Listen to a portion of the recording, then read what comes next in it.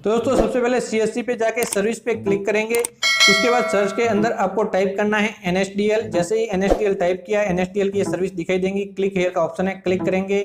उसके बाद log in with the digital connect का ऊपर ऑप्शन है, इसके ऊपर जस्ट आप क्लिक करेंगे। उसके बाद यहाँ पे आ जाएंगे, फर्स्ट वाले ऑप्शन के अंदर पैन एप्लीकेशन लेंगे। उसके बाद यहाँ पे इंडिविजुअल लेंगे। उसके बाद जिसका पैन कार्ड बना रहे हैं कस्टमर का नाम आप आधार कार्ड के अनुसार यहाँ पे अंकित कर लेंगे। वही नाम अंकित करना है जो कि आधार कार्ड के ऊपर अंकित है, तो वो नाम आप यहाँ पे दर्ज कर लेंगे। उसके बाद अगले वाले भाग के अंदर डेट ऑफ बर्थ जो आप अंकित करेंगे आधार कार्ड के अनुसार, तो सबसे पहले महीना लिखेंगे, उसके बाद डे लिखेंगे और उसके बाद ईयर लिखेंगे। तो सेकंड वाले ऑप्शन के अंदर आप यहाँ पे लिखेंगे डेट ऑफ बर्थ, तो सबसे पहले मैं महीना लिखता हूँ, उसके बाद डे लिखूंगा और उसके बाद ईयर लिखूंगा। तो ये यहाँ पे फॉर्मेट ध्यान रखें, सबसे पहले महीना लिखना है, यहाँ पे बहुत सारे लोग गलती करते हैं। उसके बाद डे और उसके बाद ईयर लिखना है।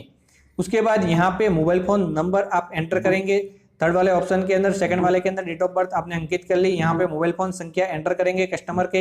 तो यहाँ पे मैं कस्टमर के मोबाइल फोन संख्या एंटर कर लेता हूँ। कस्टमर के मोबाइल फोन संख्या एंटर करने के बाद अगले वाले भाग के अंदर पैन टाइप के अंदर आपको ऑप्शन मिलेगा, आप किस प्रकार का पैन कार्ड बनाना चाहते हैं, फिजिकल ई पैन कार्ड या फिर ओनली ई पैन कार्ड। तो दोस्तों मैं आपको सलाह दूंगा कि फिजिकल पैन कार्ड वाली सर्विस का चयन करें, जिससे कि पैन कार्ड बन के आपको घर पे मिल जाता है। तो इस वाली सर्विस का ही चयन करें। अगर आप चाहें तो ई पैन कार्ड भी ले सकते हैं। उसके बाद कस्टमर की ही ईमेल आईडी आपको यहाँ पे दर्ज करनी है। उसके बाद यहाँ पे क्लिक करके सबमिट पे क्लिक करना है। उसके बाद प्रीव्यू दिखाई देगा, जिसकी आप कंप्लीट जांच कर लेंगे, जो भी डिटेल आपने फिलअप की है वो सही है या फिर नहीं। अगर आपको लगे कि बिल्कुल सही है तो प्रोसेस टू पे पे क्लिक करेंगे और आप यहाँ पे आ जाएंगे। यहाँ पे आपने CSC की लॉगिन पासवर्ड यहाँ पे दर्ज करेंगे। CSC लॉगिन पासवर्ड दर्ज करने के बाद आप यहाँ पे वैलिडेट पे क्लिक करेंगे और आपके वॉलेट से यहाँ पे 97 रुपीज और 12 पैसे काट दिए जाएंगे। तो मैं यहाँ पे पासवर्ड दर्ज कर चुका हूँ वैलिडेट। अब मैं यहाँ पे पिन दर्ज करूंगा। पिन दर्ज करने के बाद पे 97 का ऑप्शन है, आप जस्ट यहाँ पे क्लिक करेंगे, आपका पेमेंट सक्सेसफुली हो जाएगा और इस प्रकार से प्रीव्यू दिखाई देने लग जाएगा। इसकी जांच करके प्रोसेस टू NSDL पोर्टल पे क्लिक करेंगे, अगले वाला भाग ओपन हो जाएगा। यहाँ पे दोस्तों आपको सबसे पहले आधार कार्ड संख्या यहाँ पे एंटर कर लेना है। तो यहाँ पे आधार कार्ड संख्या, फिर टाइटल लेना है, श्री पुरुष के लिए, श्रीमती विवाहित महिलाओं के लिए, कुमारी अविवाहित लड़कियों के लिए। तो मैं यहाँ पे महिला का बना रहा हूँ तो श्रीमती ले लेता हूँ। उसके बाद दोस्तों नाम लिखना है, तो लास्ट नेम, फर्स्ट नेम और मिडिल नेम। तो किसके अंदर क्या नाम आएगा इसके लिए मैंने साइड में एग्जांपल दे दिया है। तो यहाँ पे दोस्तों देखते हैं, उस एग्जांपल के अकॉर्डिंग आप यहाँ पे दर्ज कर सकते हैं। उसके बाद दोस्तों यहाँ पे ये नाम आपने दर्ज कर लिया, तो फर्स्ट के अंदर फर्स्ट नेम, फिर लास्ट नेम और मिडिल नेम। उसके बाद डेट ऑफ बर्थ आ गई है, आप यहाँ पे जेंडर ले लेंगे। उसके बाद यहाँ पे क्लिक करेंगे और यहाँ पे सबमिट का ऑप्शन मिलेगा, आप जस्ट यहाँ पे क्लिक करेंगे, अगले वाला भाग ओपन हो जाएगा और इस प्रकार से आपको प्रीव्यू दिखाई देने लग जाएगा। तो यहाँ पे कुछ करने की जरूरत नहीं है, डिटेल अपने आप जाएगी। यहाँ पे हैव यू एवर आप अन्य नाम से जाने जाते हैं तो यस वरना फिर नो। उसके बाद नेक्स्ट पे क्लिक करेंगे, अगले वाला भाग आ जाएगा। यहाँ पे अगर आप मदर्स नेम प्रिंट करना चाहते हैं तो यस लेंगे, अगर मदर्स नेम पैन कार्ड के अंदर प्रिंट नहीं करना चाहते, फादर्स नेम प्रिंट करना चाहते हैं तो नो ले लेंगे। नो लेने के बाद अगर नो लिया है तो फादर्स नेम डालेंगे, यस लिया है तो मदर्स नेम आप अंकित करेंगे। तो ये फादर्स वाला कॉलम के अंदर आप डाल देंगे। नाम डालने का वही तरीका है जो आपने आवेदक का डाला था, साइड में एग्जांपल आपको मिल जाएगा। तो इसी प्रोसेस को फॉलो करके आपको ये डालना होगा। तो एक बार आपने डाल दिया नाम, उसके बाद उस नाम को आप कंफर्म कर लें, सेकंड वाले बार री एंटर कर लेंगे। तो मैंने नाम डाला, उसको री एंटर कर लिया है। इसी प्रकार से मदर्स का नाम भी आप डाल सकते हैं। उसके बाद दोस्तों आपने नाम डाल दिया, उसके बाद आगे बढ़ेंगे, अंत वाला ऑप्शन है, आप जस्ट यहाँ पे क्लिक करेंगे। यहाँ पे क्लिक करते ही ये वाला भाग ओपन हो जाएगा। अब दोस्तों इनकम, यहाँ पे आपका फिजिकल पैन कार्ड रिक्वेस्ट, तो यहाँ पे यस आ जाएगा अपने आप, जो आपने आगे लिया था। आपने इनकम क्या है, सैलरी वगैरह जो भी इनकम है, इसमें से जिस स्रोत से आपकी आय होती है वो ले लेंगे, अगर नहीं है तो आप नो इनकम ले लेंगे। उसके बाद दोस्तों मोबाइल फोन संख्या, ईमेल आईडी अपने आप आ जाएगी, जब आपने रजिस्ट्रेशन किया तब डाली थी। अब आप आगे बढ़ जाएंगे, आगे वाले भाग के अंदर आपका रेजिडेंस अपने आप आ जाएगा। और ये अगर आपका ऑफिस एड्रेस है तो आप यहाँ पे अंकित कर सकते हैं, वरना फिर आप नेक्स्ट पे क्लिक कर लेंगे। जैसे ही नेक्स्ट पे क्लिक करेंगे, अगले वाले भाग के अंदर आपके यहाँ पे एरिया कोड मांगे जाएंगे। तो एरिया कोड लेने के लिए दोस्तों यहाँ पे सबसे पहले इंडियन सिटीजन है, NRI है, जो भी है वो ले लेंगे।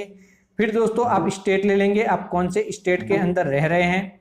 उसके बाद दोस्तों आप सिटी ले लेंगे। तो यहाँ पे दोस्तों देख सकते हैं नजदीकी सिटी का आपको चयन करना है, जिसका नाम यहाँ पे अंकित है, जो आपका यहाँ पे एरिया कोड अपने आप आ जाएगा जैसे ही सिटी का चयन करेंगे। तो दोस्तों आप देख लेना है कि आपका सिटी कौन सा है, तो वो ले लेंगे। आपका हो सकता है तहसील स्तर पे हो, या फिर दोस्तों यहाँ पे डिस्ट्रिक्ट स्तर का भी हो सकता है, तो वो आप यहाँ पे देख ले। उसके अंदर अगर आपका नाम आ रहा है तहसील स्तर का तो तहसील स्तर का ले लेंगे, डिस्ट्रिक्ट स्तर का है तो डिस्ट्रिक्ट स्तर का आप यहाँ पे ले लेंगे। उसके बाद दोस्तों ले लिया, तो यहाँ पे ये कोड नीचे दिखाई देने लग जाते हैं। तो आप जस्ट इसके ऊपर क्लिक करेंगे और जैसे ही आप इसके ऊपर क्लिक करेंगे ऊपर अपने आप ये फिलअप हो जाएंगे। तो मैंने क्लिक किया तो दोस्तों देख सकते हैं यहाँ पे अपने आप फिलअप हो गया। फिर आप आगे बढ़ेंगे, यहाँ पे दोस्तों पैलेस डालना है, तो यहाँ पे जहाँ से आप आवेदन कर रहे हैं वो आप यहाँ पे डाल देंगे। तो मैं यहाँ पे डाल देता हूँ, ये मैंने आवेदन डाल दिया है। उसके बाद सबमिट का ऑप्शन मिलेगा, आप जस्ट सबमिट पे क्लिक करेंगे। जैसे ही सबमिट पे क्लिक करेंगे अगले वाले भाग के अंदर दोस्तों यहाँ पे प्रीव्यू दिखाई देने लग जाएगा। तो आप इसकी कंप्लीट जांच कर लेंगे कि जो भी आपने फॉर्म भरा है वो बिल्कुल सही है या फिर नहीं, कोई कमी है तो आप इसे अपडेट करने का ऑप्शन भी आपको अंत में मिल जाएगा। तो एक एक करके आपको कंप्लीट जांच कर लेनी है, कहीं गलती तो नहीं रहेगी। तो ये वापस जांच करना जरूरी है। अब दोस्तों आपने देख लिया बिल्कुल सही है तो सबमिट करेंगे, नहीं है तो अंत में एडिट का ऑप्शन मिलेगा, जहां पे क्लिक करके आप इसके अंदर सुधार भी कर सकते हैं। ये मैं एक बार जांच कर चुका हूं। अब कमी है तो एडिट पे क्लिक करेंगे, अगर सही है तो कंफर्म पे क्लिक करेंगे।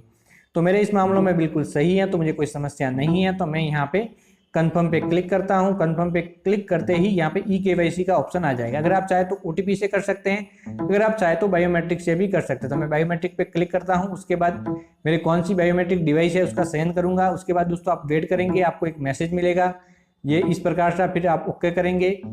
उसके बाद फिंगरप्रिंट कस्टमर की बायोमेट्रिक मशीन पे लगा देंगे और जैसे ही सक्सेसफुली कैप्चर का आपको मैसेज मिल जाएगा, कैप्चर सक्सेसफुली, और उसके बाद आप सबमिट बटन पे क्लिक कर लेंगे। जैसे ही सबमिट बटन पे क्लिक करेंगे बायोमेट्रिक बेस्ड eKYC सफलतापूर्वक हो जाएगी। उसके बाद दोस्तों आपके पास ई साइन मांगे जाएंगे। तो मैं जस्ट यहाँ पे क्लिक कर लेता हूँ एक बार। यहाँ पे क्लिक करते ही eKYC सक्सेसफुल का मैसेज मिल जाएगा, ओके बटन दबाएंगे। अब दोस्तों ई साइन करने के लिए आपको कहा जाएगा, तो दोस्तों यहाँ पे आप OTP व बायोमेट्रिक दोनों ऑप्शन मिलेंगे। तो उससे पहले आपको व्यू करना है।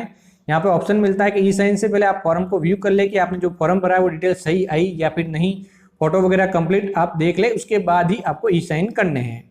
एक बार ई साइन हो गए उसके बाद कोई भी अपडेट नहीं हो सकता है, इसलिए आप देख ले।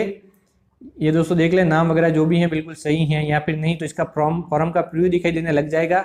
तो आप इसको कंप्लीट देख ले, जांच कर ले। अगर आपको लगता है कि बिल्कुल सही है तो आप वापस यहाँ पे OTP से भी कर सकते हैं ई साइन और बायोमेट्रिक से भी कर सकते हैं। मैं बायोमेट्रिक से करता हूँ। बायोमेट्रिक पे जस्ट क्लिक करूंगा। यहाँ पे पॉपअप अलाउ होना अनिवार्य है, अगर पॉपअप अलाउ नहीं है तो पॉपअप अलाउ करेंगे। उसके बाद ये स्क्रीन आ जाएगी। यहाँ पे आप आधार कार्ड संख्या या फिर VID आप यहाँ पे एंटर कर लेंगे। तो आप यहाँ पे आधार कार्ड संख्या VID जो भी आपके पास कस्टमर की अवेलेबल है वो आप यहाँ पे एंटर कर लेंगे। उसके बाद दोस्तों आप यहाँ पे डिवाइस का चयन कर लेंगे। उसके बाद दोस्तों अंत में आई हेयर बाई का ऑप्शन है, यहाँ पे जस्ट क्लिक करेंगे। यहाँ पे क्लिक करने के बाद कैप्चर पे क्लिक करेंगे, फिंगर सफलतापूर्वक कैप्चर हो जाएगा। और जैसे ही फिंगर सफलतापूर्वक कैप्चर हो जाएगा तो यहाँ पे इस प्रकार से सबसे पहले मैसेज मिलेगा। उसके बाद ओके बटन दबाएंगे तब फिंगरप्रिंट कैप्चर होने लगेगा। तो यहाँ पे दोस्तों देख सकते हैं ये मैसेज आप पढ़ लेंगे, ओके करेंगे। अब फिंगरप्रिंट कैप्चर हो रहा है, आप फिंगरप्रिंट लगाएंगे, ये इस प्रकार से मैसेज मिलेगा सफलतापूर्वक कैप्चर होने का। ओके बटन दबाएंगे, ये स्क्रीन अपने आप क्लोज हो जाएगी और इस प्रकार से आपको एक बार फिर से सक्सेसफुल का मैसेज मिल जाएगा। आप ओके बटन दबा देंगे। उसके बाद दोस्तों जैसे ही ओके बटन दबाया आपका आवेदन सफलतापूर्वक हो जाएगा और इस प्रकार से आपको दिखाई देने लग जाएगा।